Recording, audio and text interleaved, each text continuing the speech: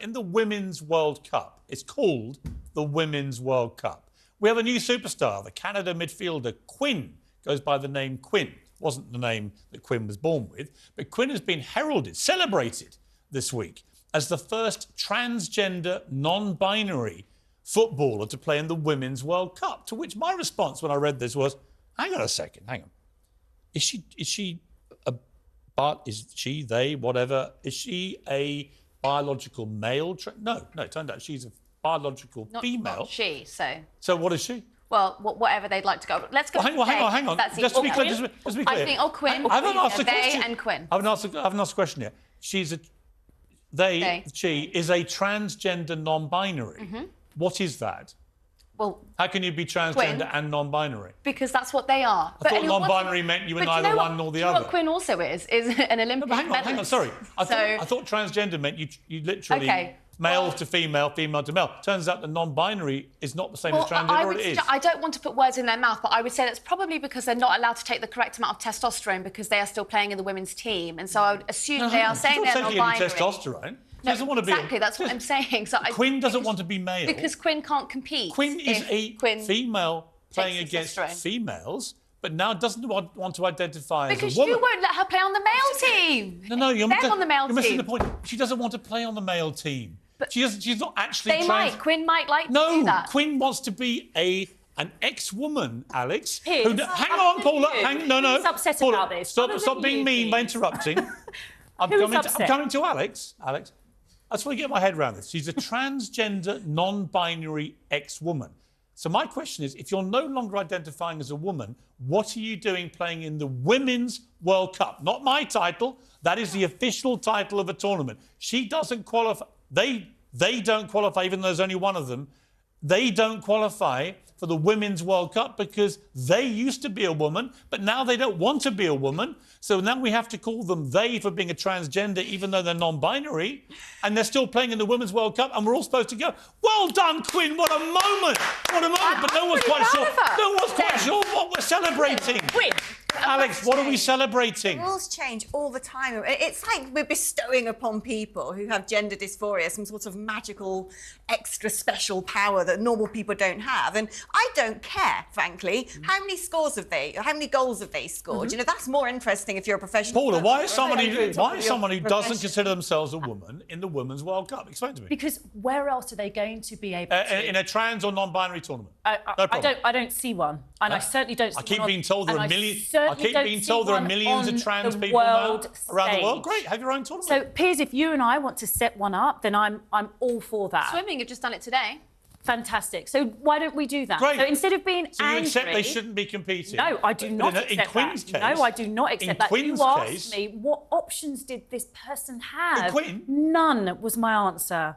None. Yes. No options did this person have to perform on their Look at your mournful stage. little faces. You both know this is such... No, you want to be angry, people. Look at your faces. Don't need to. What you need to do why are is you get to not one of angry? those matches, why are you not angry to protect... and applaud. Why don't you want to protect women? Why is it always left to me to protect But women are protected. They're not. This person has gone and they've won an Olympic medal and now they are playing successfully. Doesn't want to be a woman. I don't see what the problem is. Doesn't want to be a woman. Hates the idea of being a woman. I don't know about hatred. Their stuff to themselves. Yes. Do you know what I mean? My understanding is they've not had any sort of testosterone, so there's no biological. No, she's a carry on playing in the sport. Yes, I don't care. Just stop telling us all about your great move to be a transgender, non-binary, whatever. Nobody cares. Nobody cares. Tell you what I do care about. The boss of NatWest, Alison Rose, has now admitted in this Nigel Farage Coutts bank fiasco a serious error of judgment. Turns out she admits she sat next to the top BBC journalist. The night before, the BBC journalist tweets the real story about Nigel Farage is that actually it wasn't to do with his political views that he was removed from a Coutts account. It was because of his financial situation. Turns out to be a total lie because Nigel Farage got under the data rules. He got all the minutes from the meeting where it was clearly his political views. Ava, whichever side you're on this politically, Makes no difference to me. I've got no truck to support Farage at all. He's tried to stiff me over Donald Trump, as I've said, and he's got a lot of pain coming his way for that. So that's a different feud rumbling away. However, on this, I'm a Coutts account holder. I rang Coutts today and I said, right, come on, have you got one of these on me? And I was told I'm not a politically whatever it is person, so they haven't, they assured me. But they've had a lot of calls from clients asking, am I next for this, right? What have you got on me? Is it my political views? What are you holding on me? This is not right in a democracy like this, that people's political opinions lead to them having their bank account cancelled. It's just not. OK, can we make one thing crystal clear, which is that Coutts is a very selective bank. So, Nigel Farage was offered a bank account with NatWest. Not with Coutts. He wasn't going to be just thrown out. I mean, I can't go and get a bank account with Coutts. They are very selective.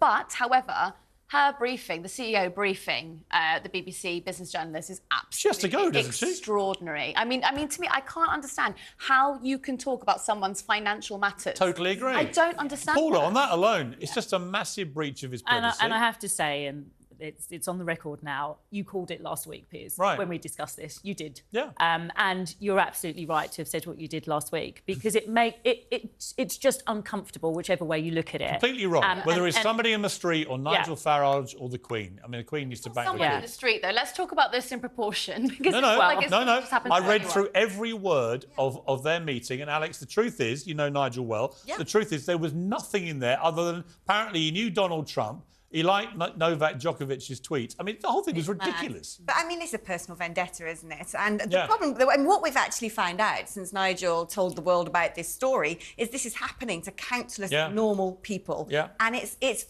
really quite dystopian. It's worrying. It's like the Chinese social credit system. Believe what we believe, or you can't have access to Also, money. you've got to trust your bank, right? How can somebody who runs one of the biggest banks in the country brief to a journalist inaccurate, smearing information? And that tiny little thing there, can we is just correct something, which is that the reason that some people are being turned away from banks now is because they want to deal in cash, and banks no longer want to deal in cash. That is entirely different from political views. We've got two different stories here that are getting a little bit That's a different issue. No, but if we're going to say that, we should clarify. The clear issue here is if you have certain opinions, it should not be down to a bank to decide your opinions don't suit their values. It's nonsense.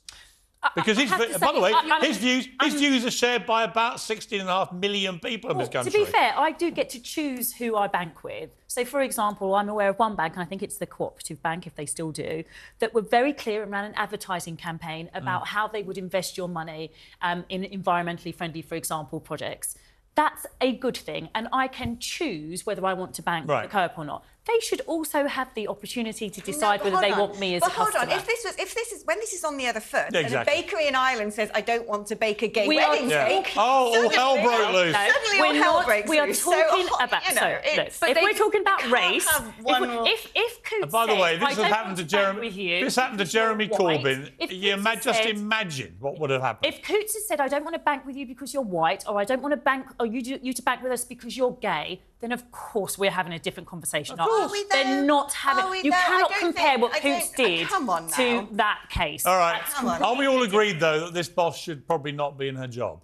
Yeah, she should shuffle off. It's definitely a grievance issue, isn't it? And are we agreed that as a result, unlike the theme of Barbie, women shouldn't really be put in top jobs because they just can't be trusted? Mate, as Sadiq Khan would say, mate. And we haven't even got round tonight. I actually think Sadiq Khan's onto something there, because when I'm with my village mates, we do sometimes, if somebody crosses a line and is inappropriate, someone will go, mate, come on. It is actually quite a good little, certainly in the villages, mate, come on. Are you defending Sadiq Khan? Yeah. This is a... I've agreed with him twice running. Last night about pollution. He's bang on about pollution. Ever since I got air purifiers in my house, I'm a different beast. Yeah. Honestly, it's transformed my health. Just living in a very polluted area in London, I now have air purifiers, don't go out when the air's bad, and I feel great.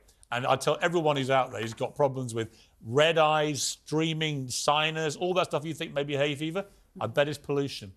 Go and get air purifiers, shut the windows, only go out when your app tells you to. Trust me, you'll feel exactly like I do. I'm going to get Piers a Just Stop Oil jacket. Let's not go too far. Right, thank you, Pac. Good to see you.